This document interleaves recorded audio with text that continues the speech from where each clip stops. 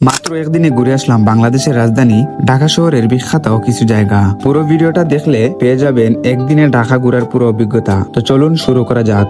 Hello viewers, welcome to my new blog video. আশা করি সবাই ভালো আছেন। অনেকদিন যাবত নতুন কোনো ব্লগ দেই না, তাই ভাবলাম আজকে আপনাদের সাথে শেয়ার করি আমার ঢাকার একদিনের ভ্রমণ কাহিনী। আজকের ব্লগে থাকছে মেট্রো রেলে চড়ার অভিজ্ঞতা, জাতীয় মসজিদ বাইতুল মুকাররম, রমনা পার্ক, ঢাকা বিশ্ববিদ্যালয়, জাতীয় জাদুঘর, সুপ্রিম কোর্ট, আর শেষে ঘুরে আসবো যমুনা ফিউচার পার্ক। প্রথমেই সিলেট থেকে বাসে রওনা হয়ে পৌঁছাই ঢাকার মতিঝিল ফকিরাপুর এলাকায়। ভোরের সাথে সাথেই ফজরের নামাজ পড়ে রিক্সা নিয়ে রওনা দিলাম জাতীয় মসজিদ বাইতুল মুকাররমের দিকে।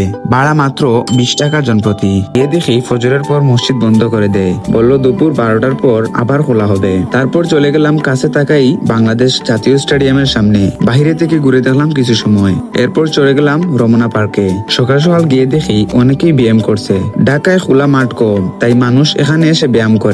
আর রমনা পার্কের সৌন্দর্য সত্যি বলতে কি না দেখলেই বিশ্বাস হবে না। বড় বড় গাছের সারি, সবুজ গাছে ঢাকা খোলা মাঠ, লেকে স্বচ্ছ পানি, নিরিবিলি হাঁটার পথ, পাখির ডাক আর সকালবেলা শান্ত পরিবেশ, এইসব মিলে রমনা পার্ক ঢাকার বুকে এক টুকরো শান্তির জায়গা। রমনা পার্ক থেকে চলে গেলাম বেগম রোকেয়া হলের সামনে, কিন্তু ভিতরে ঢুকতে দিবে না যেহেতু এটা মহিলা হল। তাই চলে গেলাম ঢাকা বিশ্ববিদ্যালয়ের গ্রন্থাগারের সামনে। ক্যাম্পাসে কিছুক্ষণ ঘুরে দেখলাম শান্ত পরিবেশ, ছাত্রছাত্রীদের চলাফেরা দেখতে বেশ ভালো লাগলো। এরপর গেলাম জাতীয় জাদুঘরে। দুর্ভাগ্যবশত বন্ধ পেলাম, 11টায় খুলে, আর আমি গিয়েছিলাম সকাল 10টার দিকে। তাই বাইরের অংশ ঘুরে কিছু দৃশ্য দেখে বের হয়ে এলাম। তারপর চলে গেলাম বাংলাদেশের সুপ্রিম কোর্ট এলাকায়। জায়গাটি খুব বড়, পরিষ্কার আর অসাধারণ সুন্দর। সুপ্রিম কোর্ট থেকে চলে এলাম শাহবাগ। এখান থেকে কারওয়ান বাজার যাওয়ার জন্য মেট্রো রেলের টিকিট কাটলাম মাত্র 20 টাকা। যে জায়গায় সিএনজি বা বাইকে যেতে সময় লাগে 15 থেকে 20 মিনিট, মেট্রো রেলে সেখানে পৌঁছে গেলাম মাত্র 3 মিনিটে। অসাধারণ একটা অভিজ্ঞতা। কারওয়ান বাজার থেকে চলে এলাম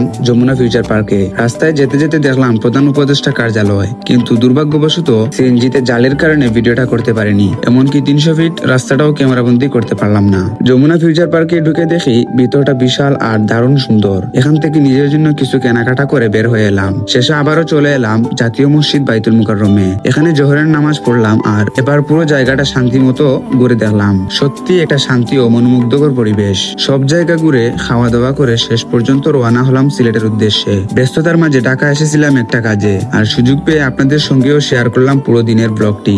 আজকের ভিডিওটা এতটুকু। ভালো লাগলে অবশ্যই লাইক, কমেন্ট, শেয়ার করবেন। পরবর্তী ভিডিওতে আবারও দেখা হবে। ধন্যবাদ সবাইকে।